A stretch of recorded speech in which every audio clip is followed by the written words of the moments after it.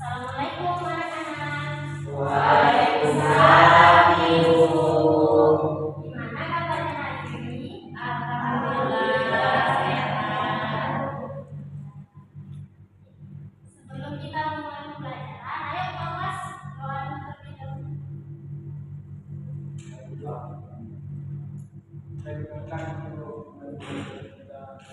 ini, marilah kita berdoa menuju kebaikan kita.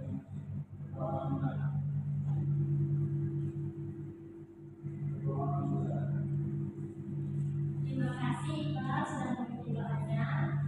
Sekarang Ibu mau absen terlebih dahulu. Siapa nih yang nggak hadir? Iya ya.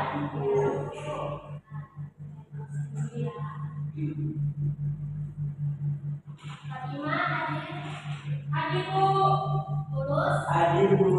Saya juga. Anora hadir Bu. Sri Indrani hadir Bu.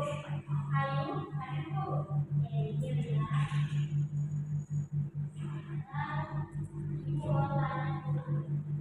Siapa yang masih ingat materi minggu lalu kita membahas tentang apa? Ayo angkat tangan. Ayo angkat tangan. Ibu tunjuk ya. Coba lurus. Ibu ada di minggu lalu kita itu belajar teori dari masuknya Ibu Buddha di Indonesia. Ya, ada apa saja?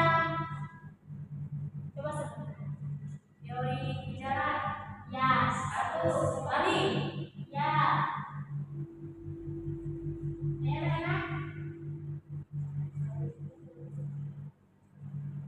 Sutra Bu. Ya, ada lagi? Oke. Kalau tidak tahu, Ibu jelaskan sedikit. Jadi, minggu lalu kita sudah membahas mengenai teori masuknya agama Hindu Buddha di Indonesia. Yang pertama ada teori Pramana, yang kedua ada Ksatria, yang ketiga ada Sudra, yang keempat ada Waisa, dan yang terakhir ada teori Anusari. Terima kasih kalian sudah memahami materi minggu lalu. Ibu harap materi yang sekarang kalian bisa juga memahaminya. Sekarang Ibu mau menampilkan gambar.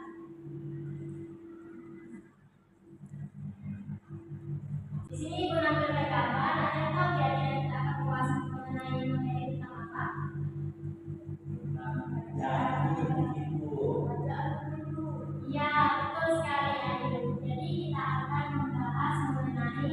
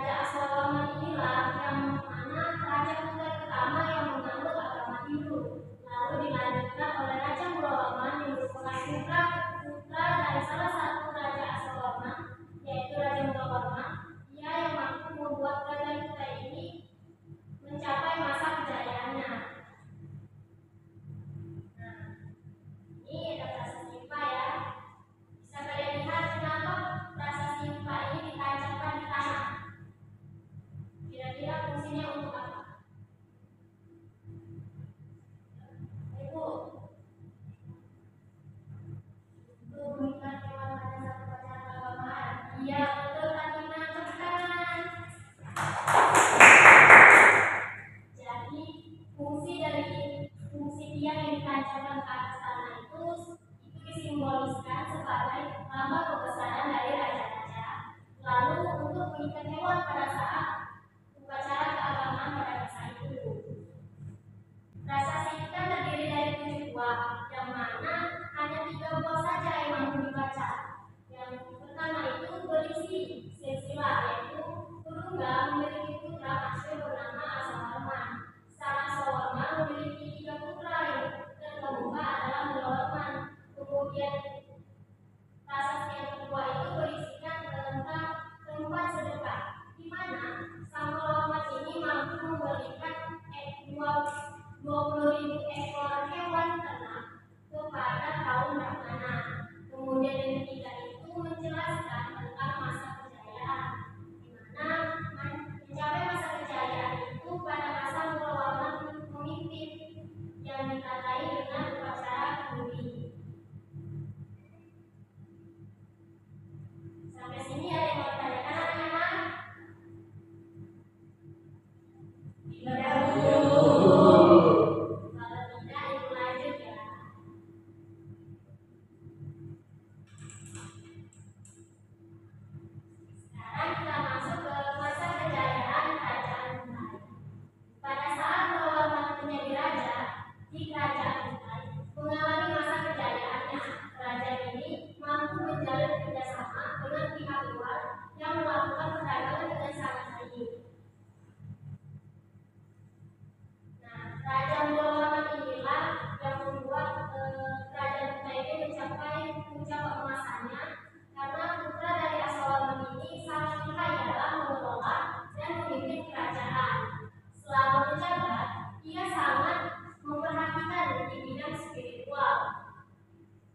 Kegigihannya dalam menjalankan pemerintahan, utamanya di bidang agama, mendatangkan banyak kejayaan, di mana segala kebijakan yang dibuatnya itu selalu dipuji-puji oleh para masyarakatnya.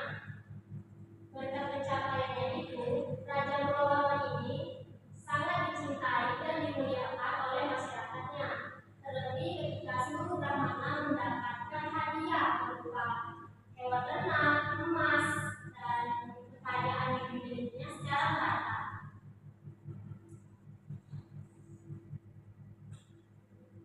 Selanjutnya itu Mulawarman semakin dicintai oleh rakyatnya, terbukti karena diabadikannya kemuliaan dan kebesaran Raja Mulawarman dalam prasasti kejayaan, yaitu prasasti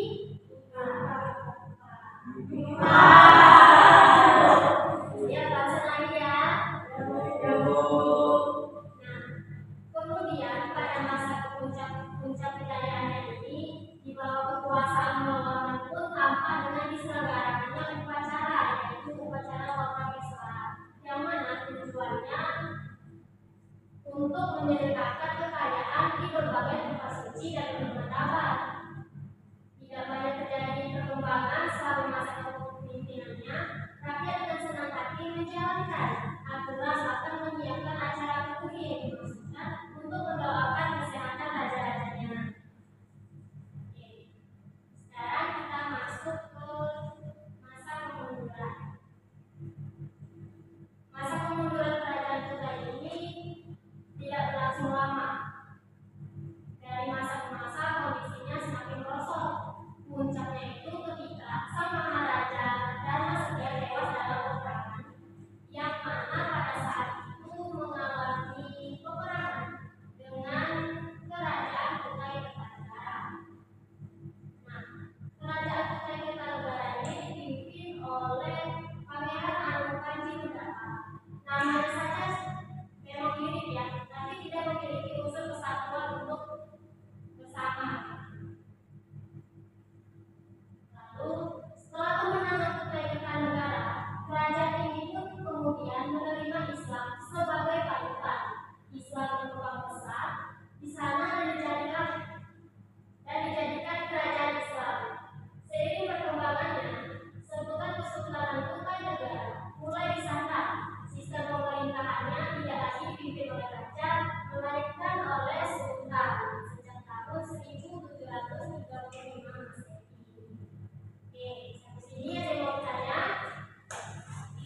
Ya, Bu.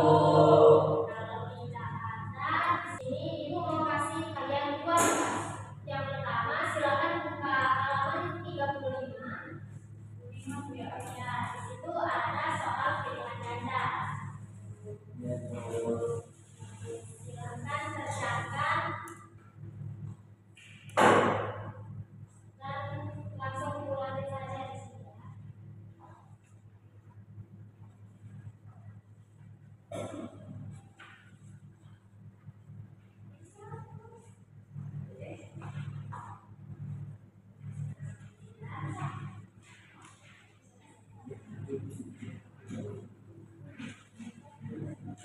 Tapi sebentar itu dengan ikut terlebih dahulu.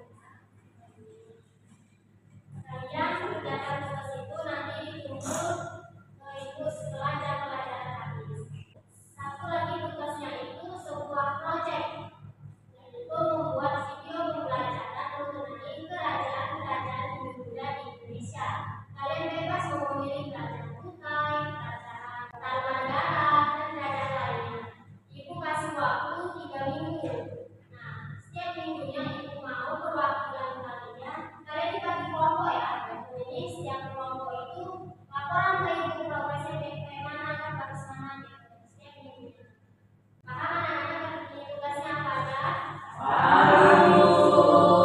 Sekarang Ibu kasih waktu buat kerjain tugasnya.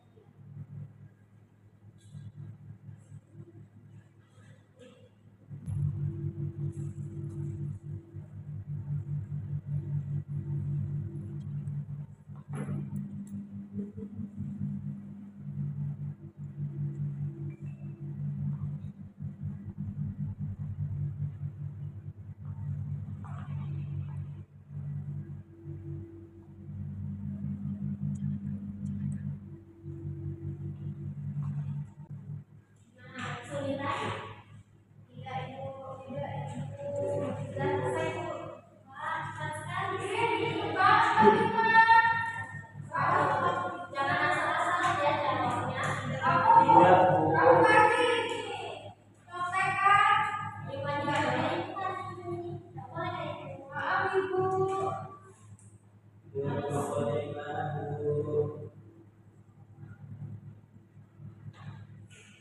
Kalau sudah, boleh kumpulkan ke depan. Titik aja kalau ada yang sudah.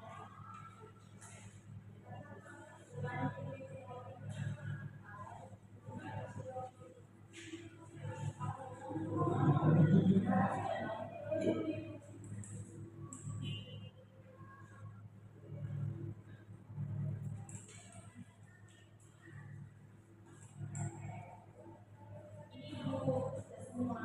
Terima kasih teman-teman.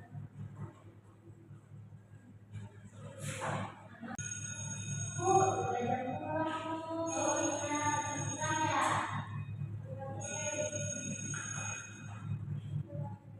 Sabar ya. Ya, Udah Bu. nanti sebelum itu mau tanya dulu siapa yang bisa menyimpulkan materi pembelajaran kita pada hari ini. Bu, ya, coba gimana? Kerajaan Kutai merupakan kerajaan Hindu yang pertama, kerajaan Hindu-Buddha pertama yang ada di Nusantara, dan prasasti peninggalannya itu seperti Ipa. Raja pertama pada kerajaan Kutai merupakan Raja Bujuganya. Nah, ini saya Bu. Ini bagus, terima kasih Fatima. Yang lain, ada yang mau menambahkan? Kalau tidak ada, Ibu jelas sedikit ya. Jadi Raja Kutai merupakan salah satu kerajaan Hindu tertua di Nusantara.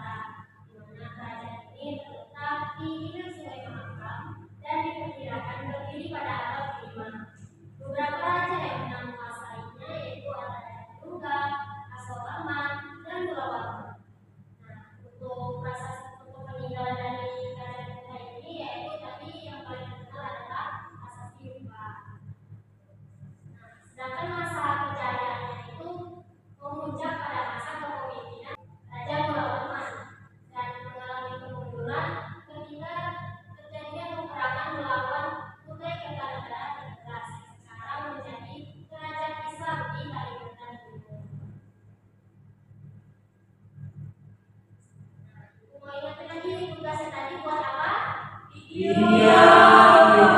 Berapa minggu Ibu kasih waktu? 3 minggu. Ada yang mau ditanya lagi? Tidak. Bukunya pakainya juga selesai. Iya, salah tadi satu saja. Ibu. Terakhir, Baik, teman-teman, untuk mengakhiri pembelajaran kita pada pagi hari ini, sebenarnya kita berdoa untuk kesehatan masing-masing, berdoa selesai. terima kasih terus. Ibu harapkan materi yang Ibu sampaikan hari ini dapat menjadi yang baik ya. Ibu akhiri. Assalamualaikum warahmatullahi wabarakatuh.